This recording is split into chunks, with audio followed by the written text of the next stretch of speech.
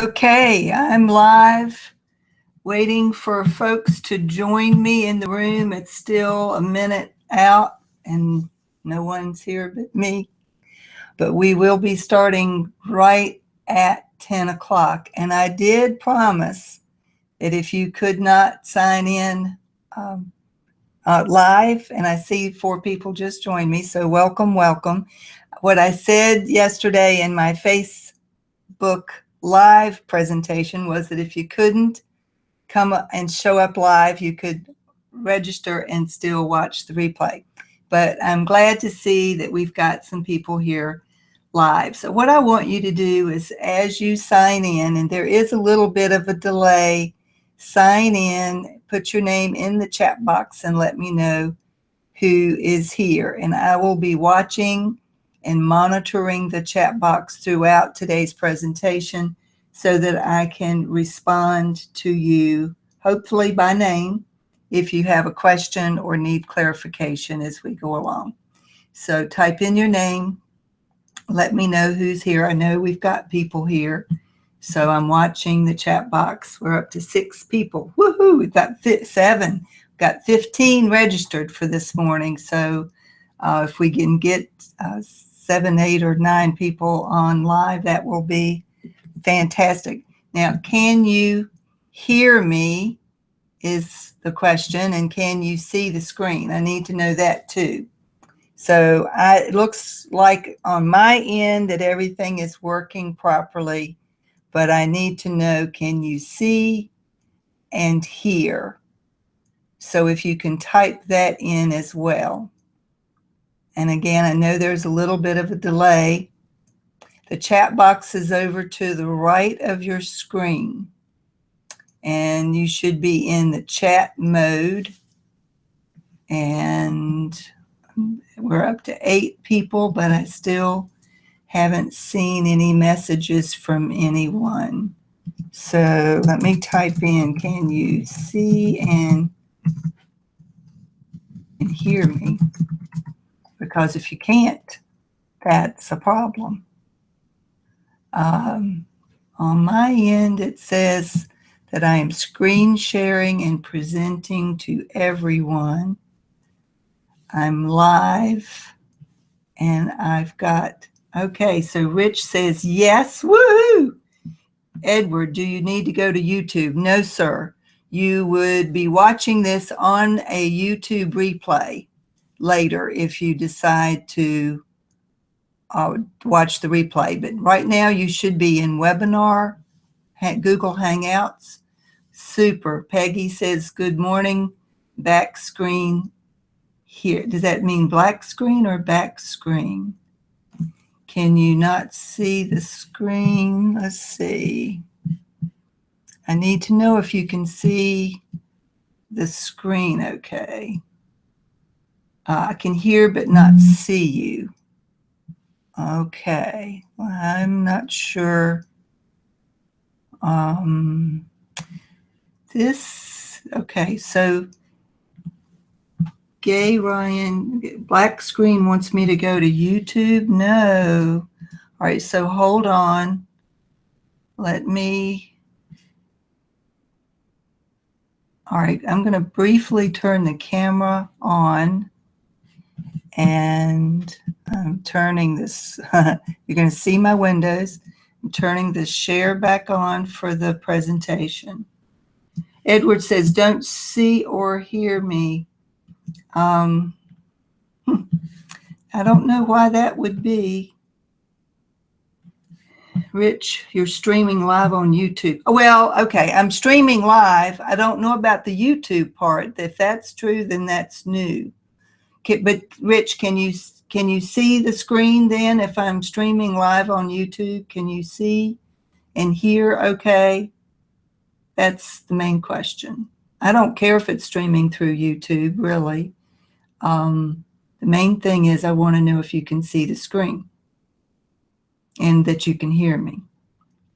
So, Rich, if you can let me know what you're seeing on that end. And Edward, if Edward can't see or hear.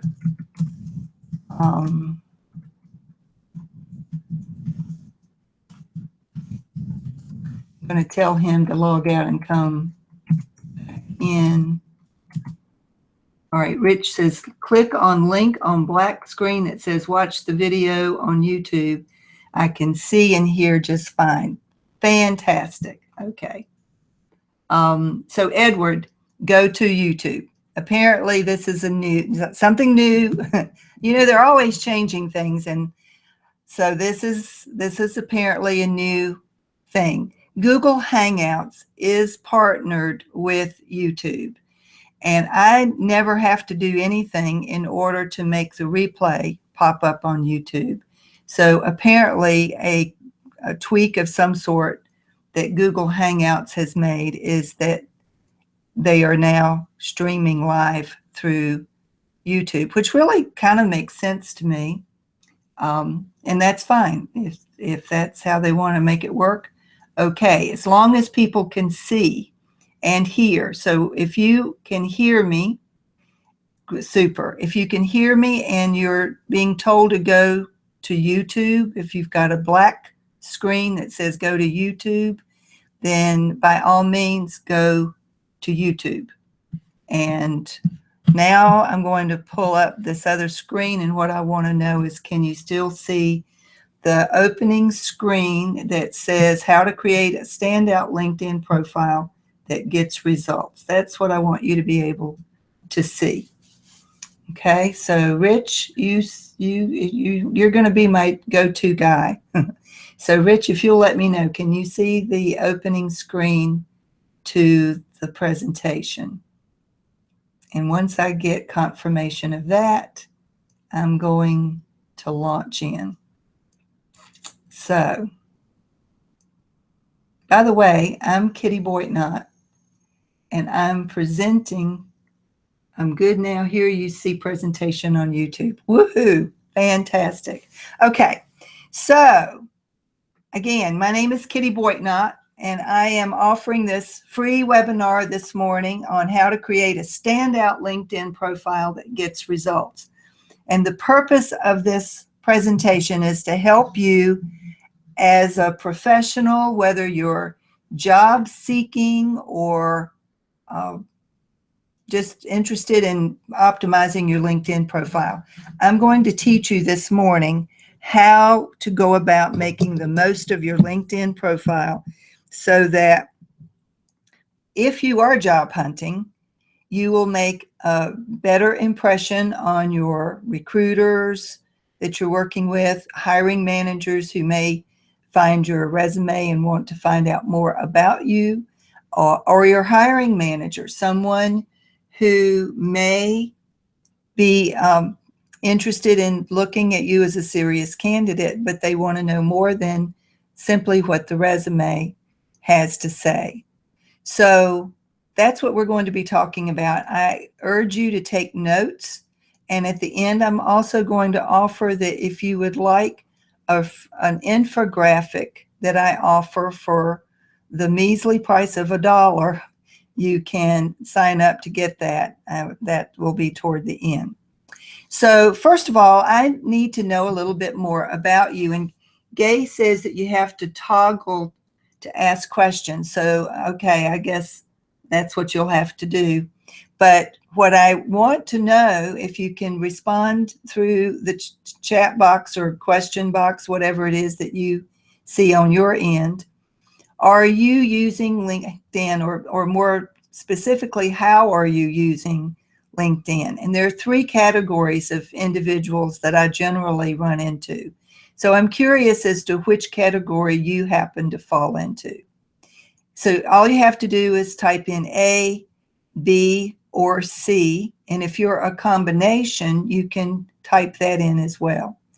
Choice A says you have an account, but you haven't spent much time creating a stellar profile. That's why you're here. Or B, you have an account that you check once a month or maybe whenever you get an invitation to connect. Rich says he's a B.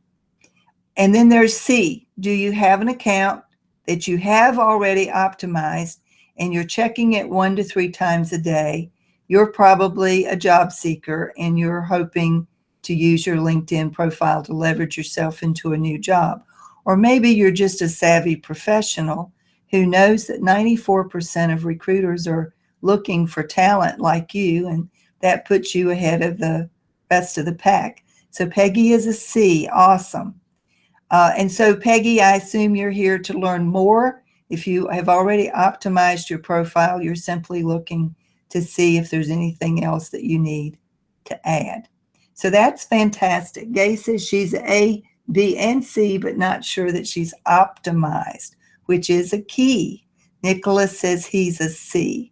So that's all fantastic. Wherever you are in the perfect place, because what I want to help you with today is to take you from wherever you are. Jeff says he's an A.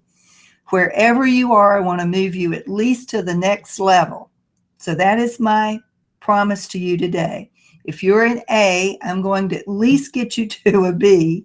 And if you're a B, I'm going to get you to a C. Hopefully, though, I'll have everybody at C by the end of this presentation, because my hope is to convince you of the need for everybody to be using LinkedIn. And that's why I am here. So let's look for just a moment at who is using LinkedIn. And I just updated my statistics yesterday. We are up to over 450 million users worldwide as of August 4th. LinkedIn periodically posts these stats. And so this August 4th was the most recent one that I could find. They are still signing up 2 new members per second.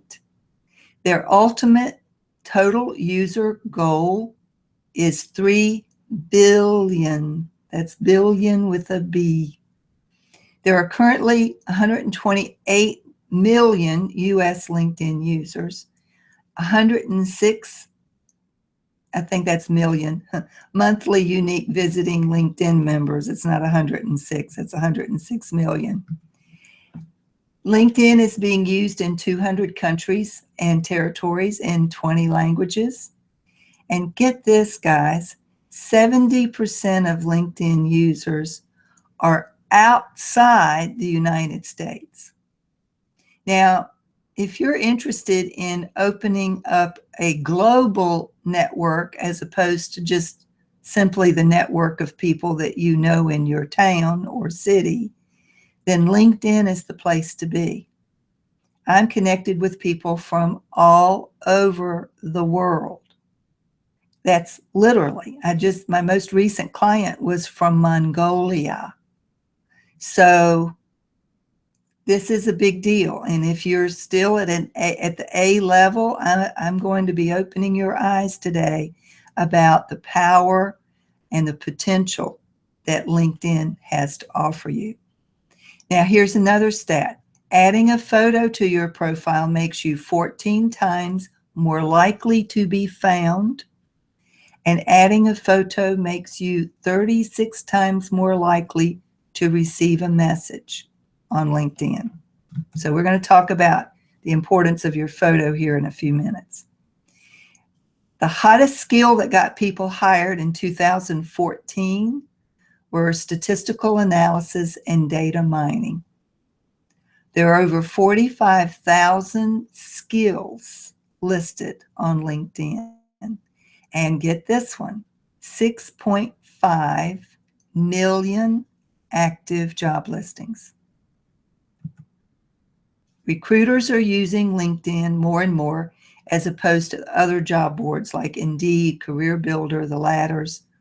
Recruiters are now saying up to 94% of them are using LinkedIn on a regular basis to troll for talent. And they're looking for passive job seekers as much, if not more, than those who are actively job hunting. Job hunters are also looking on LinkedIn, though, for opportunities to network, for opportunities to share information, and for opportunities as in specific job postings. Hiring managers are using LinkedIn to look at your profile when they've received your resume, and potential employers will look at your profile if they're considering hiring you. In fact, potential hiring managers, employers, they're going to also look at your other social platform usage like LinkedIn and I'm not LinkedIn, Facebook and Twitter in addition to LinkedIn. So I want to urge you to be mindful of all of your social media platform footprint. But on LinkedIn, they are looking for your Sunday best. So you want to make sure that you're presenting yourself in the best possible manner. So I want to ask you, and I know that I am the world's worst for listening in to a webinar while I check my email and look at my Facebook postings and check out what Twitter's saying and keeping one eye on something else and an ear out on this. And what I also know from my own experience is that at some point I'm going to say something that you're going to wish you heard. And I know it because I've done it. Hey, wait a minute, what did she just say? And if you're live, you can't back me up. Now you can ask questions, and as I see your questions, I will do my best to respond to them. But I'm a one-man show here, one-woman show, so I'll be looking at the chat box while I'm also talking. So I'm asking respectfully, if you will please shut off your mail, shut off your phone, close the door, have a piece of paper and a pen or pencil handy so that you can take notes as you go. And I promise you're going to learn something you didn't know. I've had people tell me, I thought I knew a lot about LinkedIn and I still learned something today. So that's my goal for you. Now, you may be wondering, okay, some of you know me maybe from Career Prospectors or JAM, or perhaps you know me through social media in some way. And some of you may not know me at all. I mean, maybe you just happened to stumble across that I was offering this LinkedIn profile webinar this morning. So let me tell you just a little bit about why you should even listen to me when it comes to LinkedIn. Who am I anyway? After all, there are lots of LinkedIn quote unquote experts out there, and I know because I follow them. I've learned from them. I've become an expert in LinkedIn because I've worked with experts in LinkedIn, how to optimize their profile. I was affiliated for a time with a company called Career HMO. It's one of the premier online coaching programs in the country. And I was a coach with Career HMO for 14 months. So I learned from some of the best how to optimize your LinkedIn profile. I also took an online course that was called LinkedInfluence. At the time, it was owned by a guy named Lewis Howes. Lewis has moved on to other things now, but and he has sold his LinkedInfluence program to someone else who's teaching it. But I took the course with Lewis. I've also followed and taken a course from Mark Halpert, who is a LinkedIn trainer. I was just reading an article this morning from Melanie Dodaro, who is a LinkedIn expert in Canada. I write frequently for another company, a sister company to Career HMO, Careerism. Some of you may have heard of me through that. That's how I get some of my international clients. They have read articles that I wrote for Careerism, and I continue to post in Careerism 2 or 3 times a month. And sometimes I write about LinkedIn.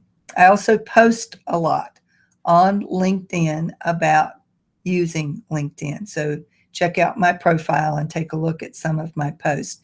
They may help you in building your LinkedIn profile.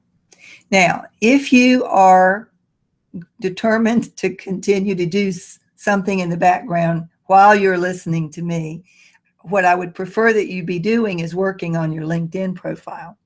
And if you do that, if you're working on your profile while I'm talking, the first thing to do is to check your privacy settings and turn off the option that allows the LinkedIn to blast out to your network every time you make a profile change. So what you want to do, there's a little tiny picture, a thumbnail type picture to the far right of your screen if you're in LinkedIn. And under, you can just hover over that photo, not your main photo, the one that's over to the far, far right. Hover over that and you'll have a drop-down menu that will allow you to go to privacy and settings. It's toward the bottom of the drop-down menu. When you get to the privacy and settings, you want to select, choose who can and cannot see your profile edits. And you want to make sure that you have that unchecked, okay? So Edward says he follows JT O'Donnell, great info source. I agree, JT was my career coach. I hired her in January of 2013, which is how it came to be that a year later, I joined with her as one of the 7 original coaches on Career HMO, and now I've branched out on my own, but I'm still a big fan of JT's. Okay, so now let me just, if I can show you this, I think you can see me moving my mouse. This is my old screen, but here's the little thumbnail picture that I'm talking about over to the far right. If you hover over that, you'll get the drop-down menu where you can turn off your blasting out to your network. The other thing you can do right here to the right of your general screen, there's a question, notify your network. You want toggled to no. No, do not publish an update to my network about my profile changes. Now later, if you want to change that, when you've settled in on you're happy with your profile, you don't mind if a change occurs that people know about it, then you can turn that back on if you want to. I've just kept it off because periodically I do go in and tweak my profile. It's a constant work in progress. So but that's what I want you to do before you do anything else. Make sure that that toggle switches off and that your privacy settings are set properly. Okay. Now, let's talk about who needs LinkedIn. Job seekers, recruiters, employers, employees. In short, I think everyone needs it. Every single person on the planet. And if LinkedIn's goal is to get to 3 billion users, I think they're also on the same wavelength. That there are a few people who don't need to have a decent LinkedIn profile, and I would argue that if you're going to have one, you need to have it fully optimized. So here's why you should care, and I know you care because you're here, but just in case you weren't aware of some of these specifics about why you should care about your LinkedIn profile. First, you need to know that your profile may well be the first online impression that you make on a potential hiring manager or an employer. Your LinkedIn profile has become, in fact, a must-have in today's professional landscape. And while it's not yet a substitute for your resume, the day may come, frankly, when it becomes a substitute. Right now, rather than serving as a substitute, it does in fact supplement your resume. So you want to have your LinkedIn profile ready for prime time so that if you're job hunting, you send your resume out, you can count on it that somebody's going to look at your LinkedIn profile, which is why I recommend that you include your customized LinkedIn URL on all correspondence and on your resume or in the same space as your contact information. And your profile is also a chance to create another component of your online brand as a professional in your field. Now, the other brand places that you have already created a brand, whether you're aware of it or not, are Facebook and Twitter, Pinterest, wherever you may be online. So You don't even have to tell me it, but you can if you want to. Do you see why you need a great LinkedIn profile? I would concede that you already knew you needed a great LinkedIn profile, or you wouldn't have made the time to sign in this morning and to be with me live today. So, but if you weren't convinced, are you now convinced?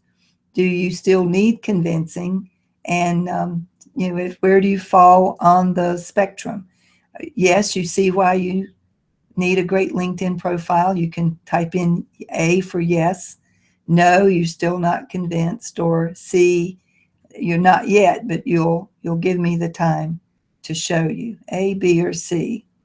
So just quickly, I need to make sure you're still with me. Nicholas says he's an A. And see, here's where I've caught you. If you were doing something else and I need a response, if you're not taking notes and keeping up, you don't even know what I'm talking about at this point. So, but Nicholas is with me. So great, Nicholas. Thank you for that. Peggy says A. Thank you, Peggy. Okay, so moving on. Here's, like I said, the reason you need to pay attention to me. Jeff says yes. The reason I want you to pay attention to me, I was trained with Career HMO. I offer routine workshops and webinars. I don't even know the number of this particular webinar. I've been doing webinars on LinkedIn for months and months, for at least once a month, sometimes twice a month. I also offer reviews for people who are in job search and business. For those people who've established a business, they have a website, they want to know from someone like me, is my website in sync with the message in my profile, my LinkedIn profile. So I've worked with a number of professionals, coaches, and consultants who wanted my help in figuring out whether their website and their profile was in sync. So that's sort of what I do. And I also offer these webinars. So again, a little bit more about me, just so you know who you're listening to. And one of the reasons that I feel I have credibility in helping people who are job searching and perhaps transitioning from one career to another, and that is that I did it myself. I have completely reinvented and retooled myself in the last 3.5 years. As I indicated, I hired JT O'Donnell as my coach in January of 2013 after a successful career as a teacher and librarian. And I was president of the Virginia Education Association for 4 years, from 2008 to August of 2012. So I've been away from there 4 years already. And I was at a complete crossroads. I don't know about you, but when you find yourself in the midst of a transitional period in your life, you can feel uneasy and you're not quite sure what you should be doing to move yourself forward. And I was in that space. So I hired JT. I decided I didn't want a routine 9-to-5 job. I wanted something where I could work from home, do meaningful work, help people in the meanwhile. And I decided to become a life coach. So I got certified as a life strategies coach. I'm also a licensed minister.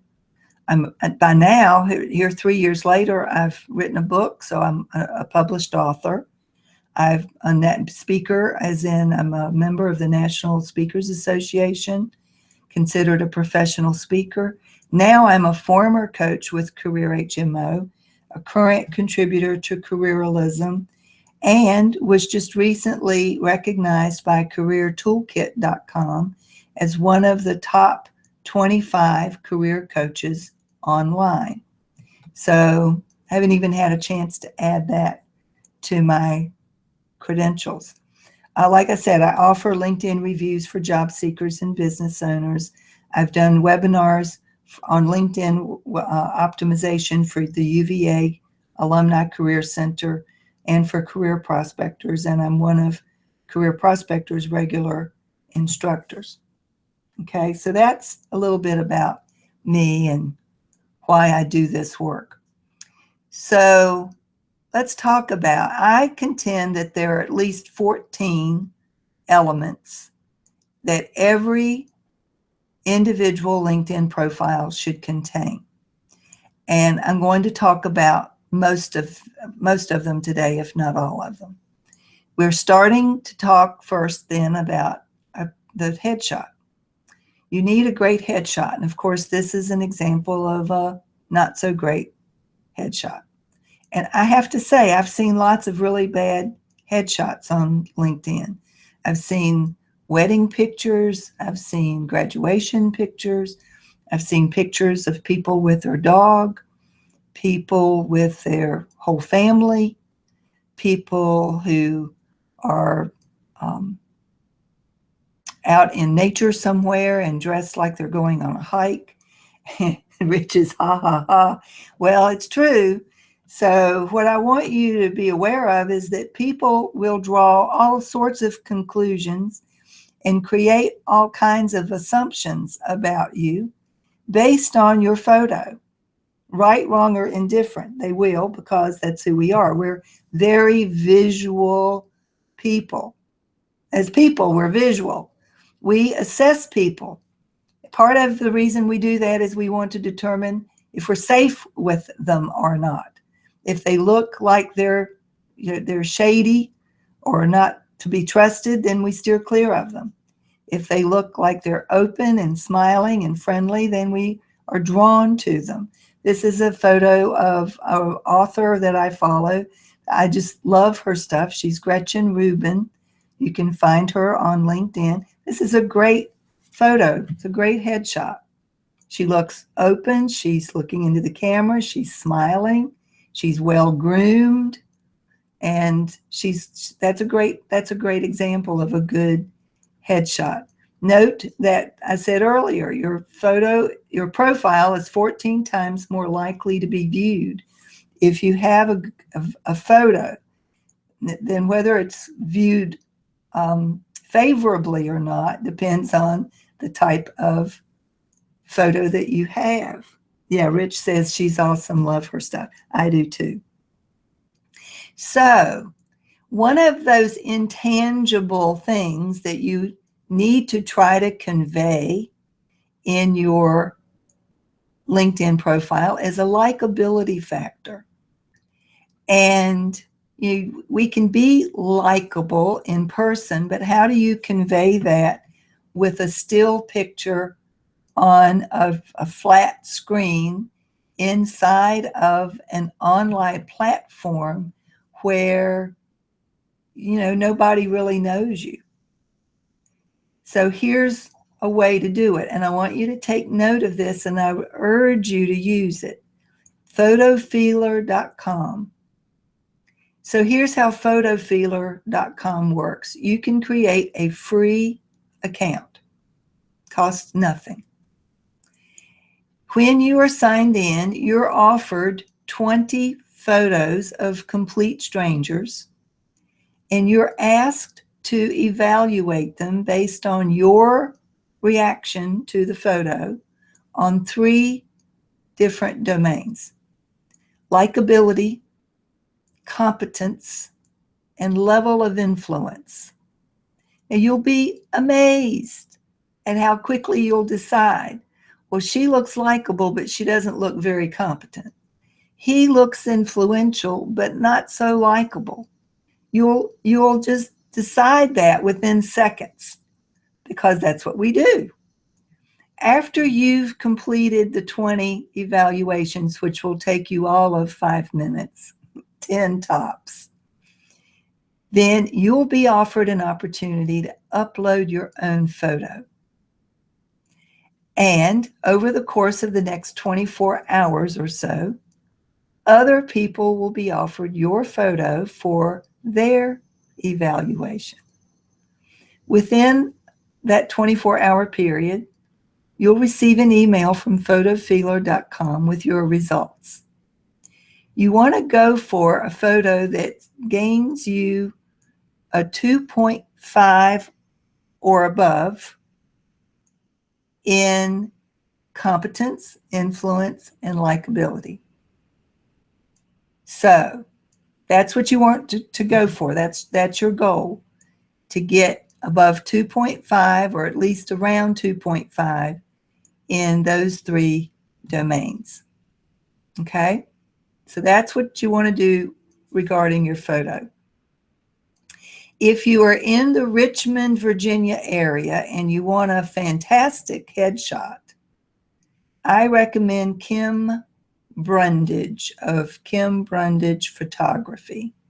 She offers a headshot party every other month or so. I think she's got one coming up in September. So if you're interested, take a look at her website or contact her and inquire about her headshot party. She's raised her prices recently, so I'm not sure what the price is. But what I know is that for people who take part in it, because I did it last year, it's fun. You feel like you're playing dress up a little bit. She offers for the women, she offers a professional makeup artist, a professional hairstylist, and a fashion stylist. And whether you're a man or what, her price is differentiated for the guys because they don't need quite as much attendance. Brundage, yes, gay, Brundage, Kim Brundage. She's awesome, and she does a fantastic job. So if you're in the area, she's a great option.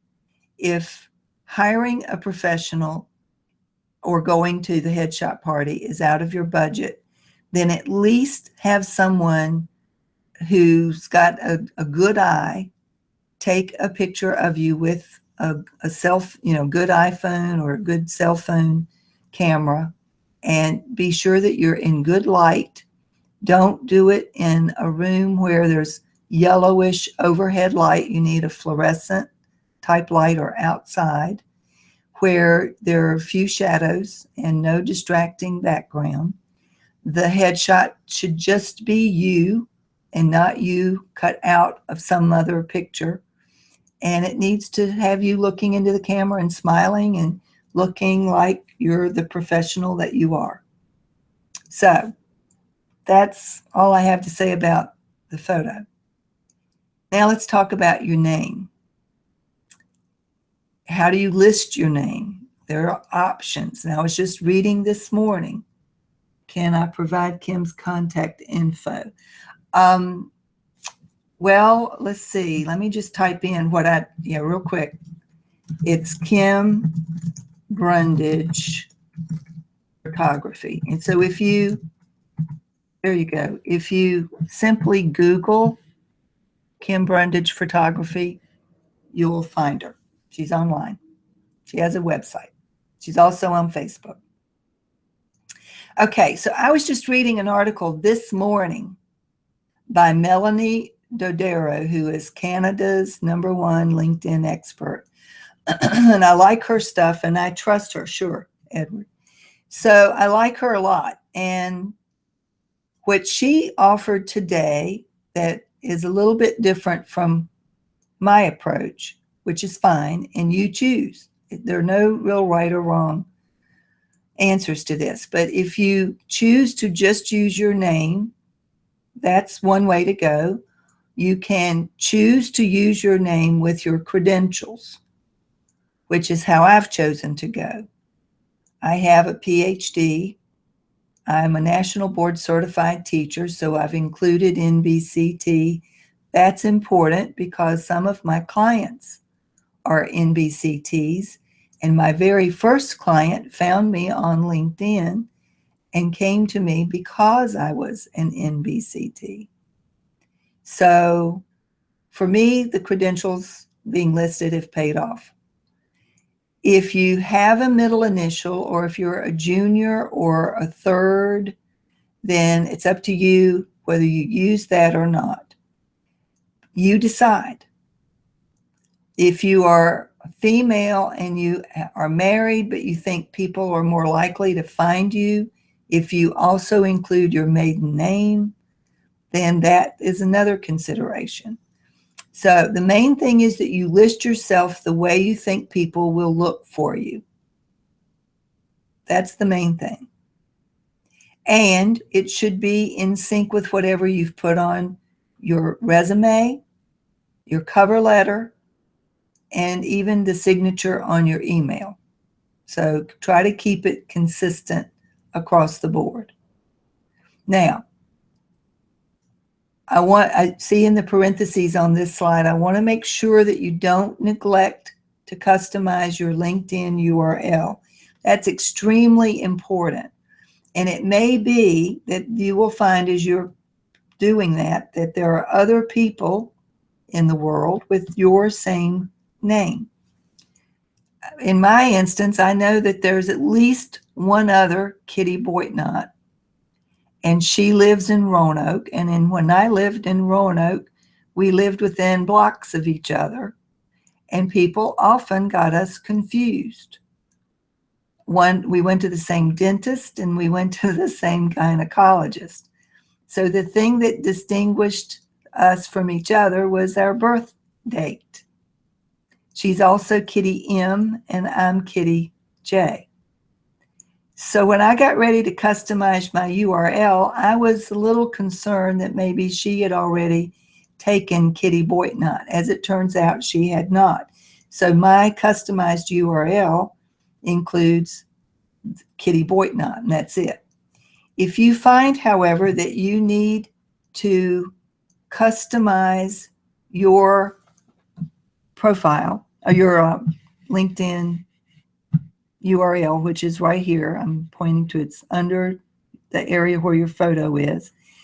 If there are other people with your same name, as you go through the customization process, you'll be prompted to pick a number or some alternative, maybe a middle initial, something that will help to distinguish your URL from the other person's URL.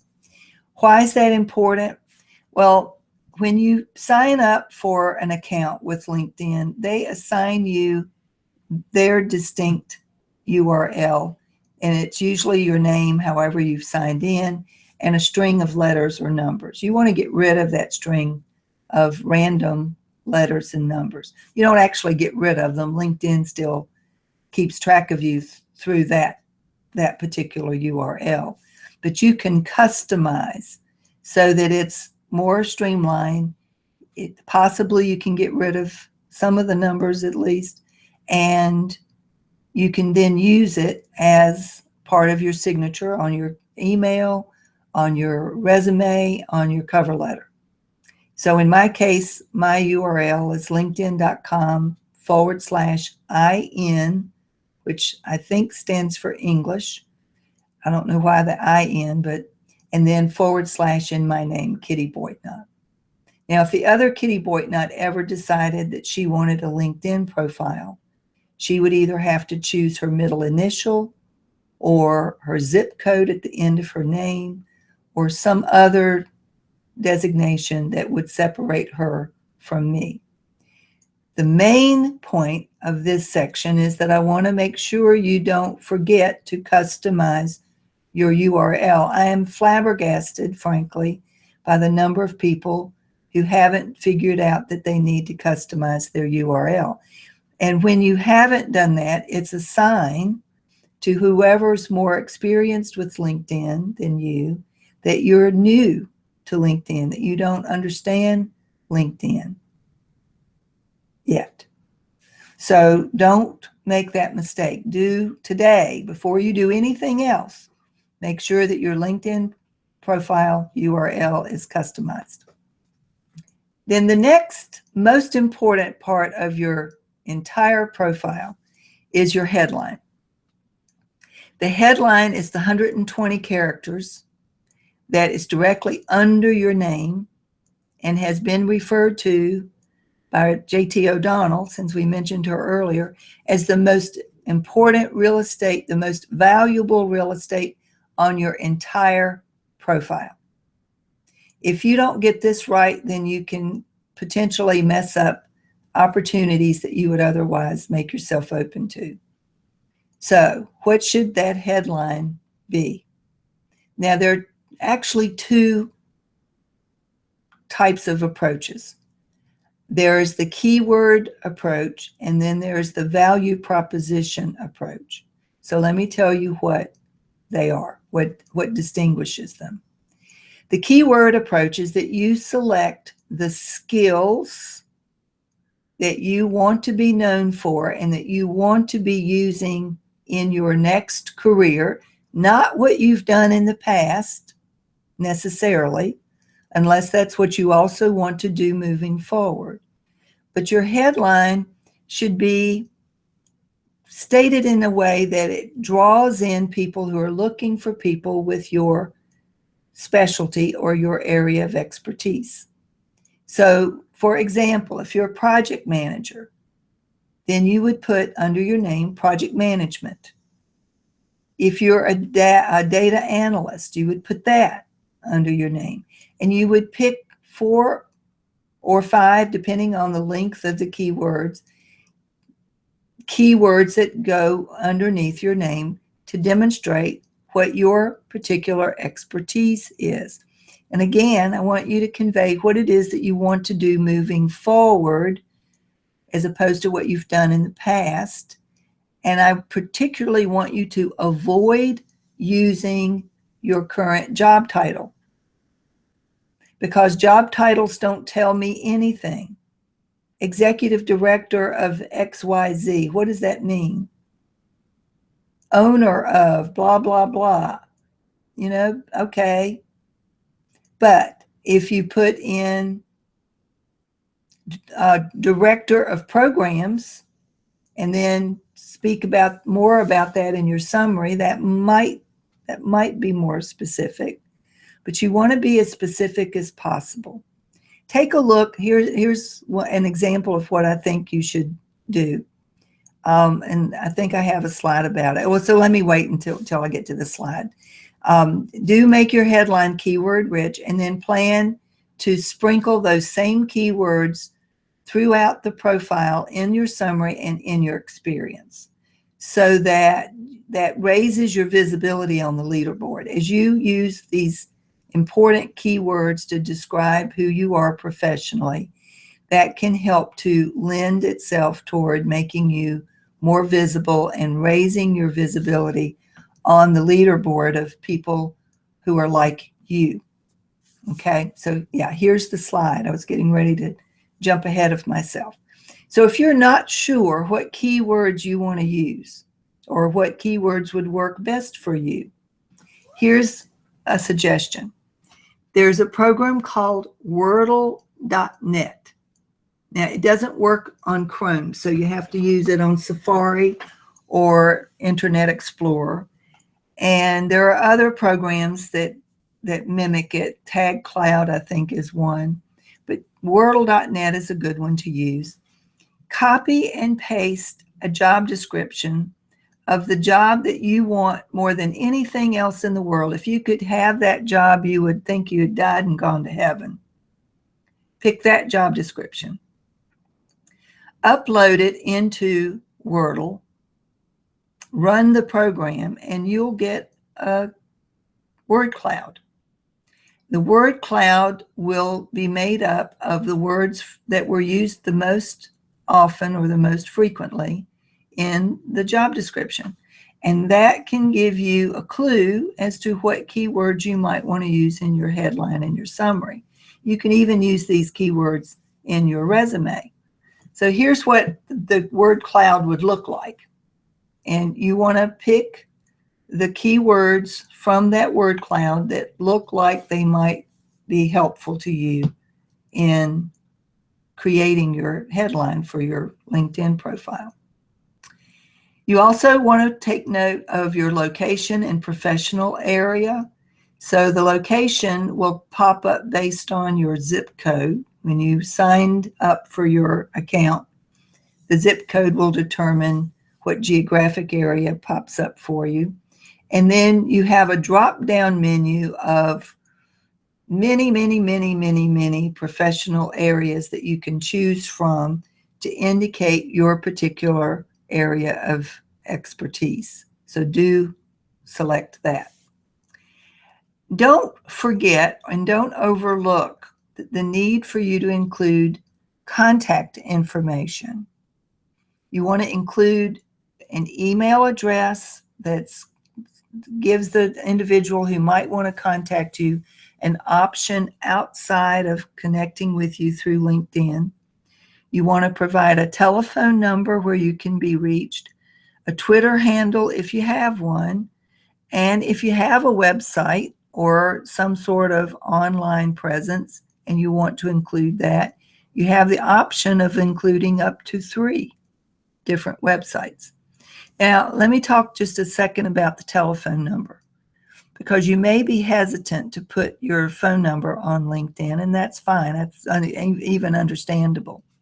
So an alternative to putting your personal cell phone on your LinkedIn profile is to sign up for a Google voicemail number. It's free. And then you can connect that number. You get to select the number you want to use and connect it to your cell phone. Then when somebody calls that number, your cell phone rings, you answer it. The other person hears a welcome message and please state your name. As you answer the phone, you hear their name. If you want to accept the call, you click on 1, and then you're connected. You can have a fine conversation, but they don't know your cell phone number unless you give it to them. They only know the number from the Google voicemail. The other thing that's cool about Google voicemail is, let's say you can't answer the phone. So it goes automatically to a Google voicemail box. So you can play the message on your phone, but you can also read it on your email. Now, I'll admit the transcription's not great. I get a lot of hi Katie's instead of Kitty, but I can play the message on my computer by hitting the play button and listen to the message on my computer as opposed to my phone. It's very cool, and it's free. So take advantage of that if you don't want to put your home phone or your cell phone number on your LinkedIn profile. Here's the screen. This is my screenshot from a while back. But you see I've got a Comcast email, a phone number, which happens to be a Google voicemail number, a Glen Allen address, my Twitter handle, and then if you were to click on one of I've customized them now so that they're more specific, but if you were to click on any one of those company website links, you would be taken to one of my various and sundry websites because I have more than one. Great. Edward says, excellent suggestion. Good. Super. I see. I told you you'd learn at least one thing today. So once you've got all your contact information loaded up, the next most important section for you to pay attention to is your summary statement. And this is particularly important because this is where, if I'm interested in looking at you as a potential, let's say a potential job candidate, I want to know a little bit more about you. So I will read your summary statement, and I want it to be more interesting than just a series of, it can include bullets, but I want the bullets to be meaningful. I want you to write it in first person narrative as opposed to the third person impersonal voice of your resume. Your resume needs to be third person impersonal. Your LinkedIn summary needs to be first person personal. Write about your personal career journey. Where have you been and what got you to this point in your life? Now, you can't write forever because you're limited to 2,000 characters. And to the extent that you can, you should quantify any of your successes or your achievements. So if you worked for, let's say, a Fortune 100 company and you worked on a project that was worth $25 million, and you were the manager of a team of 15 people, and you came in under budget by 20% and under time by 6 months. All of that is quantifiable, and you can put that somewhere in your, if it doesn't fit into your summary, at least fit it into your experience. Quantify whenever and wherever you can, but make your summary statement personal, so that the person reading it can get a sense of who you are. And then additionally, you can include on your LinkedIn profile things that you could never include in your resume. Artifacts of successes that you've had, articles that you've written or that you were mentioned in, video clips of you maybe presenting somewhere or receiving an award, photos of you receiving an award, any evidence of your work in a whole host of forms that you, like I said, you'd never be able to do inside of a resume. So you want to take advantage of all of the elements of the LinkedIn profile that are pertinent. Now, does that mean you need to make up stuff just so you have something to put in there? No. In fact, I would recommend against that. Don't plagiarize anything. Don't make up anything. Don't do something that's not quality, of quality value, or else it will just look like you're trying to pad your LinkedIn profile, and that will turn people off. But genuine awards, genuine artifacts, documents that you've had a part in building, those kinds of things can very clearly be included in your LinkedIn profile. Also, only select the most pertinent experience. You really don't have to include every single thing you've ever done, and you don't need to go back further than 15 years, unless what you've done previously to the 15-year period is particularly pertinent to what you want to do in the future. So, you don't have to go back 25 or 30 years. If you speak more than one language, include that. If you've taken courses beyond your degree that might indicate an interest in or expertise in an area that your work experience doesn't necessarily cover, then include those. For example, I have a client who's a former math teacher who doesn't want to teach anymore, and she thinks she's decided that she wants to become an accountant. So as she completes the courses that she is taking in bookkeeping and accounting, she would want to include those. That would go along with her math degree. So maybe you have something similar. Do include volunteer causes that you care about, because that helps to round out who you are as a person. We can tell a lot about you by the volunteer causes that you are interested in and take a part in. You can list, they as in LinkedIn offers you an opportunity to select the types of opportunities that you might be interested in, and you can also select organizations that you support. You can include any and all of the organizations and professional associations that you may belong to. You can include certifications that you've earned and licenses that you hold, publications that you've been included in, and any honors, awards, or accolades you've been given.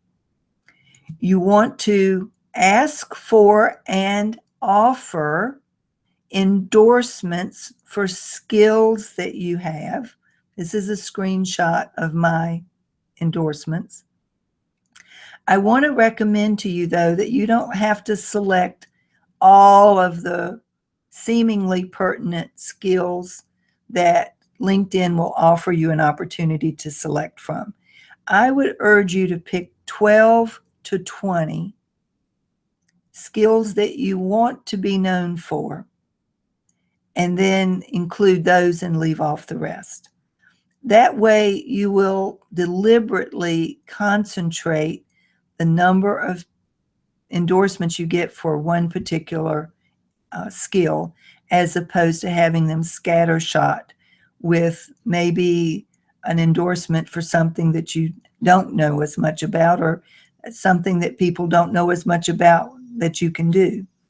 You do want to include endorsements that people can offer that, oh yeah, I know he can do that. I know that that's an area that he's well versed in, or that she can do. So be mindful, and again, offer endorsements so that you increase the likelihood of your receiving endorsements. That will happen simply through the law of reciprocity.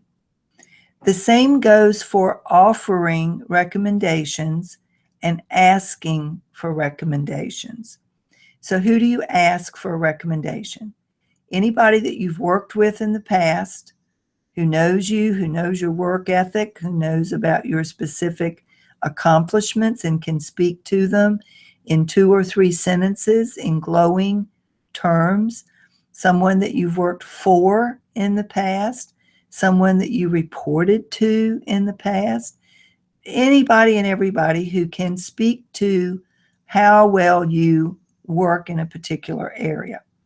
And don't be bashful about asking. And don't be hurt if they don't respond right away. Remember, there are some people who don't check their LinkedIn profile more than once a month. They might not know that you've asked them for a recommendation until they log into their LinkedIn profile and they see, oh, wow, Joe asked me for a recommendation 5 weeks ago. So don't take it personally if you don't hear back from them right away. They're busy people, just like you're busy. And this is top of mind for you right now, but it's not necessarily top of mind for everybody else. So ask more than 1 or 2 people. And in the meantime, if you run across the profile of someone you worked with in the past that you could sincerely and authentically offer a warm and heartfelt recommendation for, then by all means do it. Because again, through the law of reciprocity, the more people you offer recommendations for, the more likely you are to garner recommendations for yourself. Now, how many recommendations? Well, in general, at least 2 per position you've held would be a good rule of thumb. So try for that, go for that. And then if you can get more, that's awesome. I realize I'm past the hours. I'm not going to be going much longer. So if you have to go, it's 11 o'clock. If you have to go because of another engagement, go ahead. You'll be able to catch up on the replay for the rest of this, but I'm almost done. So if you can hang out with me for a few more minutes, and then I'll try to answer any questions you may have. We should be finished up in the next little bit. I do want to mention, though, the importance of joining groups that are affiliated with the type of career direction that you're interested in, and participate. Follow the thread of conversation, offer conversation, like, share, comment on discussions, so that, again, that raises your visibility and it begins to position yourself as an expert, or at least someone who's knowledgeable in your particular field. You can find influencers to follow. LinkedIn has selected these influencers, early adopters of LinkedIn. JT, for example, is an early LinkedIn influencer. And so there are, I don't know, 100, 150 influencers that you can choose to follow. There are companies that you can follow, and if you're a job seeker, you absolutely want to follow those companies because you might be able to get a lead on a job that way. And schools you've attended, colleges and universities that you've attended or graduated from, or that your children are attending. The reason you want to do that is it broadens your network, because you can search for people as alumni, people who went to college with you. So here's a screenshot of some of the influencers. And I want to mention posting. Used to be that only the influencers could post. Now anybody can. And that's a double-edged sword in that if you're a decent writer and you have something to say that is not just self-promotional, but is also offering value of some sort, then go for it. If you can write well and you've got something to offer to your community, then by all means post. If you're simply looking to call attention to yourself, or you're letting people know that you're looking for a job, don't do it. Don't use a post in that way. There are other ways to do that. Posting is not the best way to do it. But read some other people's posts, and if you feel inspired to write a post of your own, go for it. But make sure that it's written well and that it's error-free. Don't forget, if you're job hunting, that the job search feature on LinkedIn is extremely robust. You will be able to find jobs based on keywords. For this screenshot, I used the keywords administrative assistant. And I also put in my zip code. So what popped up were 364 results for administrative assistant in the 23060 zip code area. So do use the job search feature, and for many of the jobs, you can apply from within LinkedIn. So you don't even have to go outside in order to be able to link to the company to upload your resume. So don't forget, earlier I told you to turn off the notification for your network features so that you aren't blasting. Every time you tweak your resume, you don't want to be blasting that out to your network. Do engage in group conversations in order to raise your visibility. Do send customized requests to connect with people. Oh, and I forgot to mention, you need to get to 501 connections as quickly as possible. And the reason for that is after 501, LinkedIn just lists you as 500 plus. A person on LinkedIn who's got 500 plus connections is considered, quote unquote, well connected. Anything less than that just sort of shouts, I'm new to LinkedIn. I'm still building my LinkedIn network. And that's fine. You got to start where you are. And everybody started at 0 at one point, including me. And I'm up to 3,700. I think I saw the last number, 3,775 connections. So, but it took, I've been working at it for 3 years now, and I've been focused on it and engaged in the business of building my network. So start from where you are, but try to get to 501 as quickly as you can.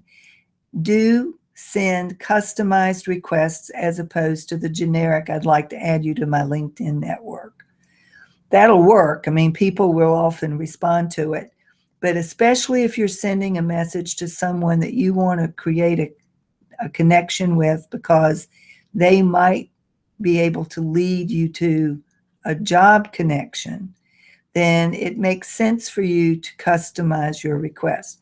And a perfect example would be, I had Gretchen Rubin's picture on my slide earlier because she was top of mind. I have just recently sent her a customized request to connect.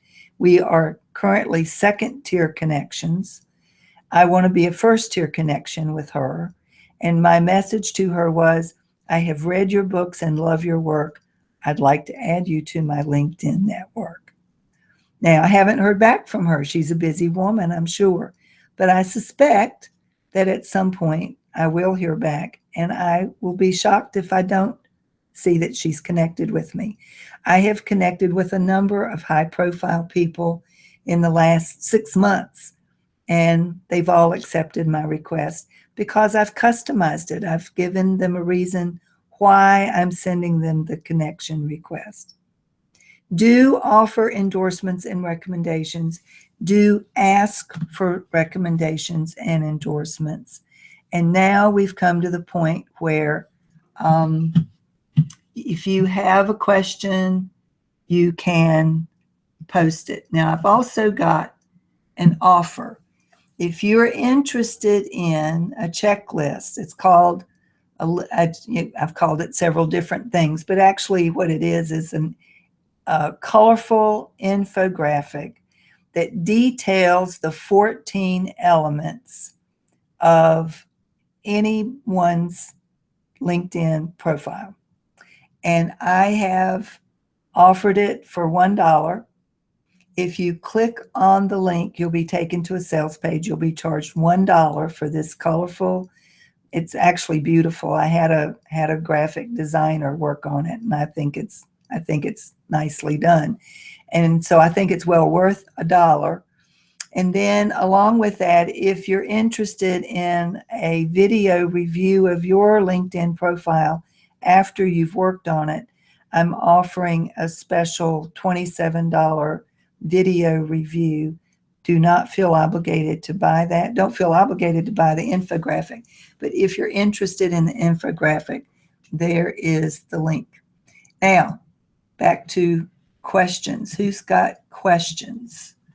I would be happy to answer any questions that you might have. Let me get rid of this. This is not. What questions do you have?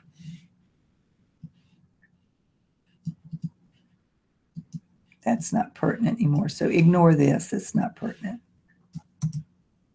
Okay. Questions? Are you still with me? Do I have people with? Yeah, I still have 8 people in the room. So let's talk about questions that you have, clarifications that you need. What's not, what do I need to go back over, if anything? Rich says thanks. So if you don't have any questions, that's great. We'll finish up. I have that it's 11:12, so I will strive to be done by 11:15. But I don't want to sign off too quickly if you have a question. Looks like, though, I maybe answered everybody's questions. I'm seeing thanks and smiley faces, and thank you very much. Very useful for me. Rich says, could you talk a little more about your other services in your new structure?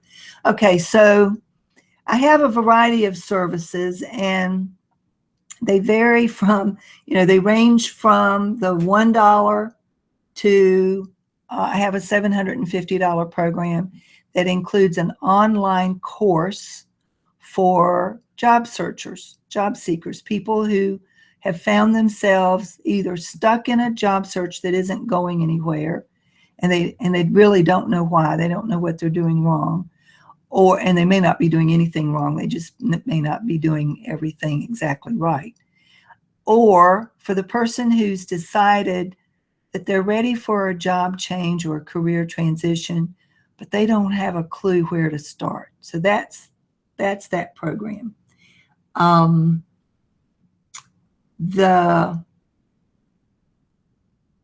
looking at another question and trying to do 2 things at once. So let me finish that answer. So I have the LinkedIn thing for $1. I have a couple of video reviews that I offer. A video review of a person's resume. Currently running a special on that for $27. It's normally a $45 value, but I've cut it down to $27 for the time being because I want to make it as accessible as possible. So $27 for a video review of your resume, or $27 for a video review of your cover letter, if you need help with your cover letter, and $27 for the LinkedIn review. Currently, all of those are on special. I also offer an abbreviated workshop just on resume writing and LinkedIn that includes some templates and some email support That's a $225 program.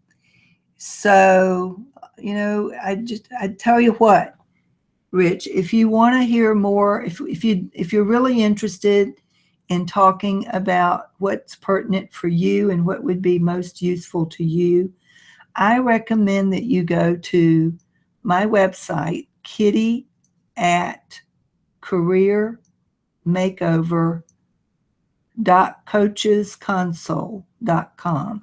I'll write it into the box here. It's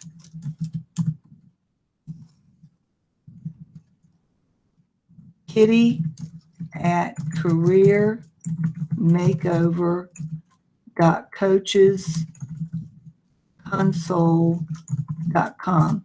There is on to the right in the sidebar box, there's opportunity to sign up for a free consultation of about 20 minutes. So if you're interested in talking more about what you need in particular, because here's what I also do. As I talk to potential clients, if they have a specific need, you know, maybe they don't need the whole $750 course. That's fine. I don't want to sell people something they can't use. So I've been known to make up a program on the spot that's specific to whatever it is that you need. And I try to make all of my prices as affordable as possible, depending on the amount of time and energy that it takes to get the job done. So hope that answers that question, and feel free to sign up for a free 20-minute consultation. Gay says she's sorry, she's confused. Where are the links for video review? Oh, okay. So Gay, I'm going to toggle over the offers here.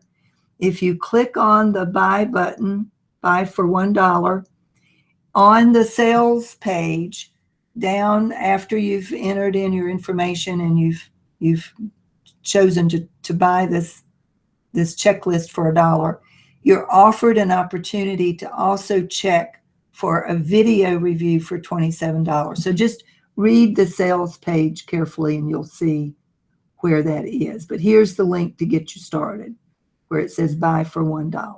Okay, so back to chat. Edward, I would be interested in learning how to use a great profile to do a job search. So Edward, that is a service that I offer. It's an hour-long telephone conference where we look at your profile, just your profile. We walk through all of the various elements, and then I can let you know while we do that where I think you need to make improvements. And then we can talk about the specifics of how to make the most of your LinkedIn profile so that you are optimizing it for your job search. That is available for a fee of $75. And if you're interested in that, let me know.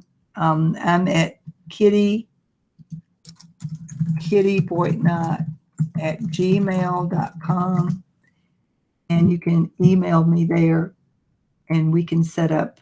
I'll send you the link to that sales page and you can let me know if that's something you're interested in. That's ordinarily $125 value that I've discounted to $75 for the hour, full hour. And it takes a full hour. And I've had any number of people tell me that, in fact, if you go to my LinkedIn profile, I'll brag just a little bit. Linda Dambola, who is one of my recommendations, she and I were on the phone for about an hour. I also reviewed her resume while we were at it, just to make sure that the resume and her LinkedIn profile were in sync. And 2 weeks later, she had landed what she referred to as her dream job. And she told me in person, and then she wrote a recommendation for me on LinkedIn, that she was sure that the work that she and I had done together had helped her land that job. So I do have clients who've been successful, who have found the help beyond this LinkedIn message useful. And if you're interested in working with me, I would be more than happy to work with you and help you get yourself unstuck or get yourself moving into a brand new career. I specialize in working with teachers who are burnt out and needing to look for career alternatives. But I have worked with lots and lots of mid-career professionals. And like I said, I've worked with people from all over the world and from all walks of life. My most recent client was from Mongolia, and I've worked with people from Nigeria, Egypt, France, Spain, a lot of clients from Canada, and also most of the 50 U.S. states. So wherever you happen to be in the world, I can work with you if you're interested. So just shoot me an email or sign up for the 20-minute free consultation, and we can get started. Find out if there's something that I can do to help you. All right, so let me go back over to the offer just in case anybody's interested. And I see that now it's 1:20, so I think I've answered maybe everybody's question. Make sure. Jeff, do you work with teachers who would like to supplement their careers by networking with others in your specific field? Yeah, I'll be, we can work together if that's something that you're interested in. As a former teacher myself, what makes me unique and sets me apart from most of the other career coaches around is that I'm from that world and I understand that world, as opposed to most career coaches. There are a few. I know of one here in Richmond who's a former teacher, and she's now sort of turned her attention to helping teachers look for work. But I'm the first one, and I've been doing it the longest. So, I'd be happy to talk with you more about what that means for you and how I might be able to help. Okay. So any other questions?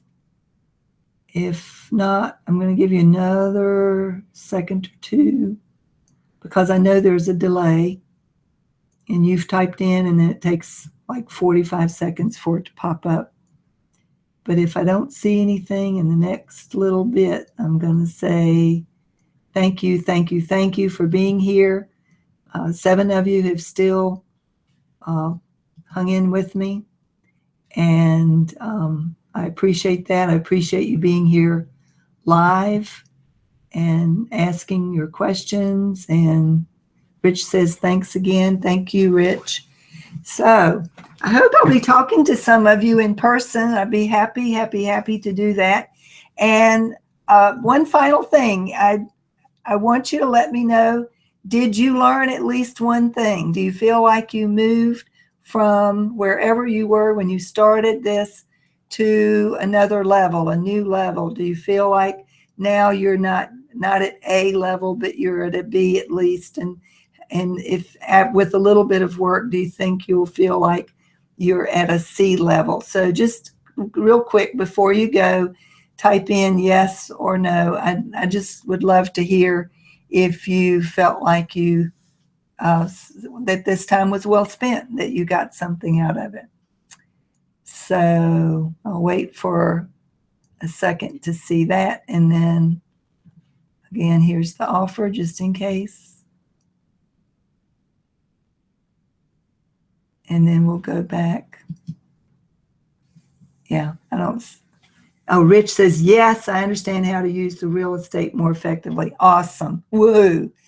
Perfect. That is what I want to hear.